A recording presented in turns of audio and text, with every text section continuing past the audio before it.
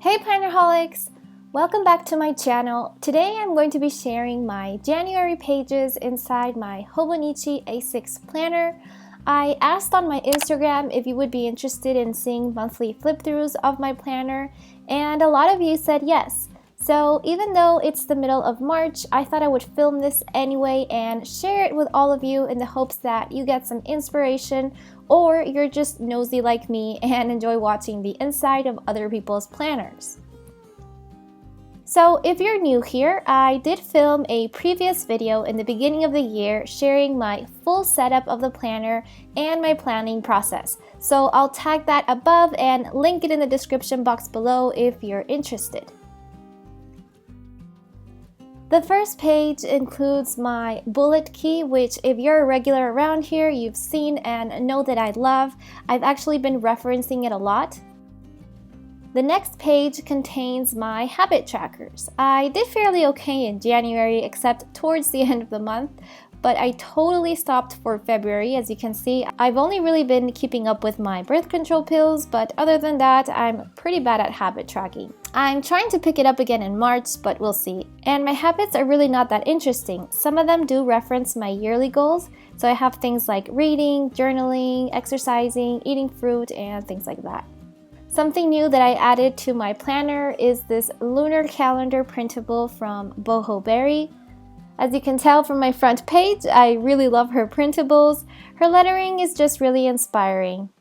So this moon phases calendar is based off from the S.E. Spencer's Lunar Abundance book. I actually started reading this book last year and I finished it in the month of January. I really enjoyed it. It's kind of a self-development book using the moon phases as a guide to set your intentions and creating rituals to go about them. So I found it really interesting and empowering. Moving on to the monthly spread, per usual, I try to keep things really simple, and this is where I do most of my future planning. So I use the bullet key a lot in these spreads, and it's actually been working really great. The bullets are super helpful, and I've been following the color coding system as well. So to try and keep this as functional as possible, I only decorate with some washi and stickers, and I do use the occasional functional mini icon stickers that I like throughout the month. And I track things like holidays, appointments, birthdays, events, and really just anything that I need to consider during the month. I also like to use the left sidebar for quick notes or reminders. So for example, I wrote the book I was reading as part of a book club. And I also wrote when a few coworkers were taking vacation days off from work. So little reminders like that. Before we go over the daily pages, I wanted to mention that I'm trying to look at my vision board every single day. So this is a collage that I made to help me visualize all the goals I set out for the year, and I'm really aiming for that law of attraction to accomplish everything. It also helps that the planner sometimes opens directly to this page for some reason, so that's a bonus for me. Now, moving on to my daily pages, this first blank page I divided in two sections. The first column contains some monthly tasks, and the second a few monthly highlights. I also stuck a picture of me and my boyfriend from New Year's Eve, and you'll see once I start flipping the pages, but photographs is something that I've started to include a lot in my planner. I just find that the daily pages allow so much flexibility that I can be as creative and as functional as I want at the same time. So when I first started planning out my pages, I was kind of trying out different things. I wasn't really sure what I wanted to do, so in this left column where there's an hourly timeline, I just wrote down little things I did during the day, and I focused the right side of the page for a to-do list. Now I separated house chores from personal chores. I also keep track of the lunar phases in the top with some stickers, and before I had incorporated the little printable I showed you earlier, I would write out what each moon phase signified just as a reminder to coordinate my intentions with the current moon phase. The next set of pages is more of the same layout. I did try to time block my activities, but soon realized I would be really bad at keeping up with that. Instead, I found it a lot more pleasing to write little anecdotes of my day and include a corresponding mini icon from my functional stickers. To fill up empty spaces, I will also place some quote or decorative stickers. In this next set, you can see I added another photo.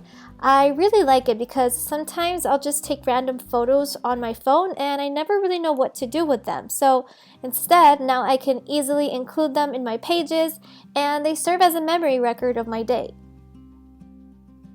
January 6th was Three Kings Day.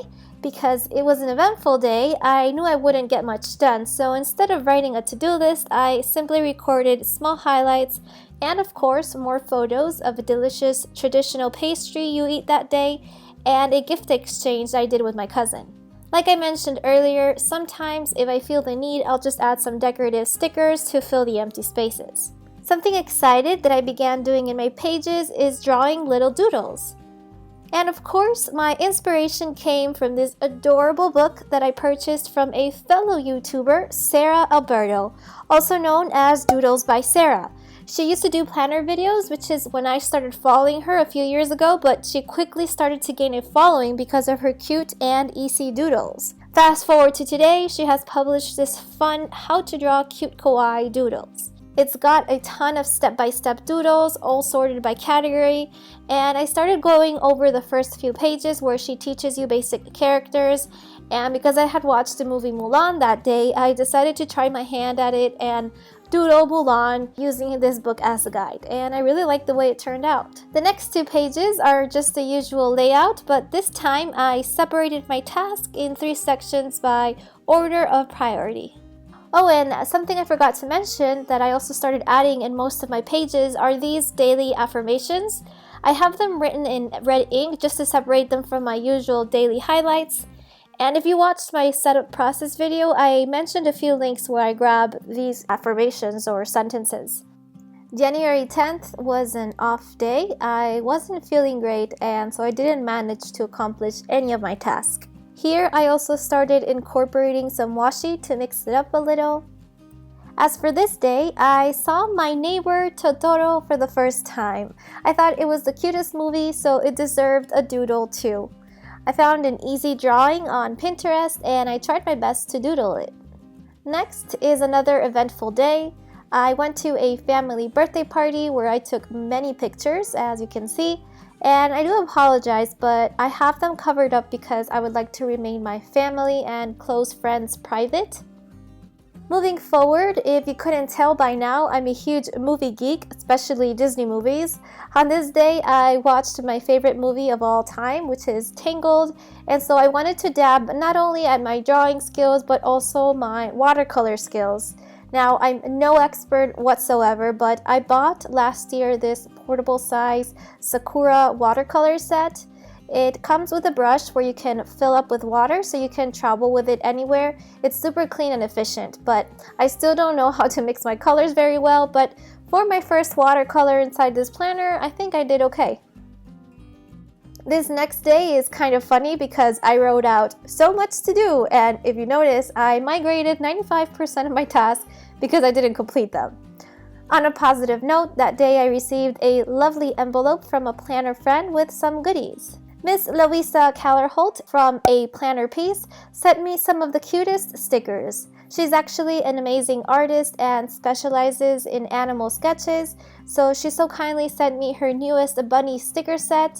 Now, do you recognize any of these? Yes, it's my very own Dutch bunny pet. She asked me for some photos of Maggie and turned her into my very own personalized bunny sticker. She also sent me some functional planner stickers. The quality is really great and they're all printed on matte sticker paper. My favorite is this Happy Mail set. I can see myself using them quite a lot. Now, if you would like to support her shop, I'm going to be leaving a link below, and she kindly offered me a coupon code for all of you to use, so be sure to check that out and give her some love. The next set of pages don't have a lot going on. I drew a rocket following the Kawaii Doodles tutorial, and I tried to write a quote with interesting lettering, though I definitely have to work more on that. The next day is just a really long list of to-dos. And over on this page, like usual, I tried to doodle something from my movie of the night, which was Thor.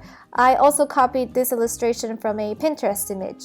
January 20th, we were celebrating another family birthday, so I have a picture here covered up. January 21st was a full moon day and also a Monday. I gathered any uncompleted tasks from the previous days and I wrote them all out to schedule for the next week or to serve as a reminder to do them at some point. The next pages, there's not a lot to talk about beside my usual doodle practice or daily highlights. I did get some book mail on the 23rd and ta-da! I love the Doodles notebook so much that I went ahead and purchased Sarah's other book, The Art of Doodle Words. This one should really help me out in the lettering area. I only ever do one type of lettering and have never tried any other style. So this book includes full alphabets of different handwritten fonts as well as how to incorporate doodles to your letters. So I'm really looking forward to trying these soon. Now, speaking of lettering, the one I do a lot is the pillar letters. I think that's what it's called. So if you notice in the beginning of my pages, I always color them with my pen about halfway. But around this point in my planner, I decided that I would color them in using my pastel highlighters. I use the Stabilo brand. These came in a set of 6 different colors. And they're very similar to the mild liners. These were just easier to find in my local office store, so I grabbed them. And that's what I've been using for my pillar letters. It gives a nice colorful look to my quotes or highlights, and I've been doing that instead of wasting my pen ink, which is a plus. So January 26th, we went to the movies to watch Glass, and I kept this ticket stub. I covered it with some packing tape trying to preserve the information, but however, I don't know why it ended up fading.